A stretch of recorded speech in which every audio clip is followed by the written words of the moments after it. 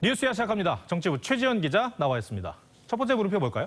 네, 첫 번째 물음표는 여성 보좌진 성명 묵살 시도 사건입니다. 네, 법사위 온라인 화상회의였죠. 회의에서 최강 의원이 성적 비속어를 써서 큰 논란이 됐잖아요. 사과하지 않았었나요? 네, 맞습니다. 처음에는 짤짤이를 말한 것이었다 이렇게 둘러대다가 농담을 왜곡했다고 적반하장식 태도를 보였다가 여성 보좌진들이 사과를 요구하니까 결국에는 떠밀리듯 사과를 한 바가 있죠. 보좌진들이 제보자 모욕이라는 단체 항의 성명도 냈었는데 이걸 묵살하려는 시도까지 있었던 것으로 취재 결과 확인이 됐습니다.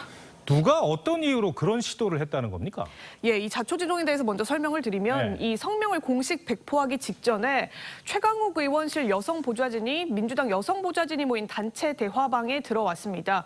그러면서 최 의원이 박지현 비대위원장과 통화를 했고 비대위에서 올리라는 문안으로 사과문을 올렸다. 그런데 아직 여성 보좌관 공동 성명 문안도 발표 방법도 또 확정이 되지 않은 상태에서 갑자기 기사들이 나오고 있어서 좀 유감이다. 어떻게 된 상황이냐 이렇게 따져 물었다는 겁니다. 당 지도부와 상의해서 수습을 하고 있는데 왜 보좌관들이 나서냐? 이런 식의 압박을 했다는 거군요. 네, 맞습니다. 그래서 이 당시 대화방에 참가한 복수의 여성 보좌진들이 성명을 내지 말라는 회의와 협박으로 느껴져서 한동안 침묵하기도 했다고 합니다. 어쨌든 이번 논란은 어떤 회의에서 한 의원이 성적 발언을 해서 참여를 했던 여성들이 수치심을 느꼈다는 건데, 그러니까 최 의원이 진솔한 사과를 해야 수습이 되는 거잖아요. 네. 근데 결국 정치적으로 접근을 하려 한 것처럼 보여요. 네, 그래 보이죠. 그래서 이 민주당 소속 여성 보좌관들은 이 민주당의 현 주소가 아주 침통하다 이런 반응입니다. 창피하죠, 솔직히. 모욕적이고 우리 당이 이렇게 망가졌다는 거가 되게 수치스럽고요. 논란 이후 회의에 참석한 보좌진들을 기밀 유출자로 몰아세웠다 이런 추가 폭로도 나왔습니다. 실제로 최 의원이 문제의 발언을 한 다음 날 민주당 법사위 간사인 박주민 의원실에서 온라인 회의 내용이 외부로 돈다는 건 우리 가운데 누군가가 공유를 하고 있다고 의심할 수밖에 없다. 박 간사님과 의원님들도 심각하게 받아들이고 있다. 이런 질책성 글을 법사위 보좌관들에게 돌렸습니다. 또 간곡하게 보안 유지를 당부한다 이런 말도 했는데 보좌진들 사이에서는 성희롱 발언이 보안 사항이고 기밀인 것이냐 이런 한탄도 터져 나왔습니다. 네. 들을수록 문제의 본질은 아직 드러나지도 않았다는 느낌이 듭니다. 네. 첫 번째 물음표 정리해 볼까요? 네, 첫 번째 물음표 여성 보좌진 성명 묵살 시도 사건의 느낌표는 본질 빠진 여성 운동으로 하겠습니다. 이 보시는 사진 최 의원 논란이 불거진 이튿날인데요. 이 국회에서 있었던 성평등 추진기구 강화를 위한 국제 토론회 행사 모습입니다. 민주당 대표적 여성 활동가 출신인 정춘숙, 권인숙, 권미혁 등 전현직 의원들이 총출동했는데 이들 가운데 누구도 이번 성희롱 문제에 대해서는 반응을 보이지 않고 있습니다. 제가 통화한 한 여성 보좌관은 여성 의원들의 이런 이중적인 태도가 더 괴롭다 이렇게 토로했습니다. 네. 두 번째 물음표는 뭡니까? 예, 두 번째 물음표는 조그마한 분당입니다. 네. 이재명 전 지사가 정치적 고향인 성남 분당갑이 아니라 인천 계양을에 출마를 하려고 하는 것, 그것을 얘기하고자 하는 거죠? 네, 맞습니다. 이 명분이 약하다, 또 경기 도망지사다 이런 비아냥에 이틀 전에 인천 지역 의원들이 이런 해명을 대신 내놨습니다.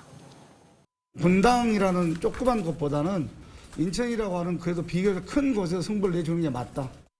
인천이 이기면 전국이 이긴다면서 소위 대선 후보 급에 맞는 지역을 골랐다 이런 취지로 읽혔는데 지역 비하 여지가 있는 논란성 발언이었습니다. 실제 인구수는 오히려 분당구가 인천 계양구보다 1.6배가량 많습니다. 정치인이 목숨처럼 중요하게 여기는 게 명분인데 이런 상황을 보면 대선에서 진 후보가 59일 만에 재등판하는 것이 명분이 약하다는 지적이 나옵니다. 근데 특히 민주당에서 이런 상황이 반복적으로 일어나는 것 같아요. 네, 이 전 지사가 택한 계양을에서 5선까지 했던 송영길 전 대표 대선 패배로 사퇴한 지 20여일 만에 서울로 이사를 했고 또 서울시장 출마 뜻까지 밝혔죠. 이 당시에는 송 전 대표도 책임감을 명분으로 삼았었습니다.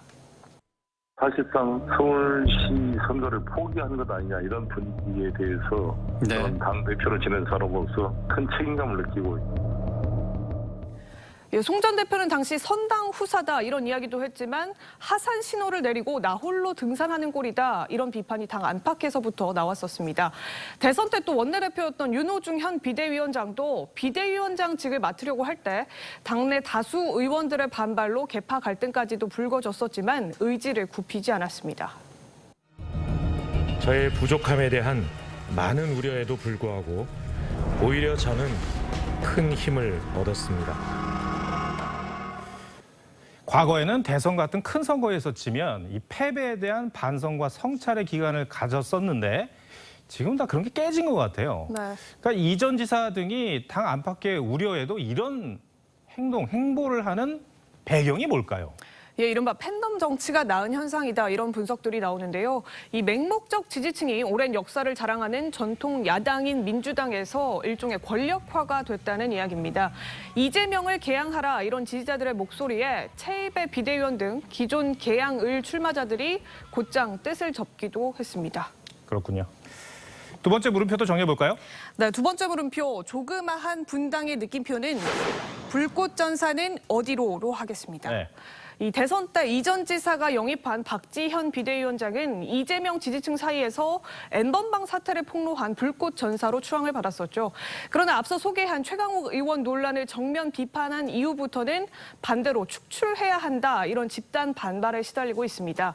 열성 지지층을 갖는다는 것은 정치인으로서는 무엇보다 훌륭한 자산이지만 국민 전체나 또 대의 명분보다 지지층만 의식하는 게 과연 큰 정치라고 볼 수 있을지 다시 한번 생각해 볼 지점이 아닐까 싶습니다. 네.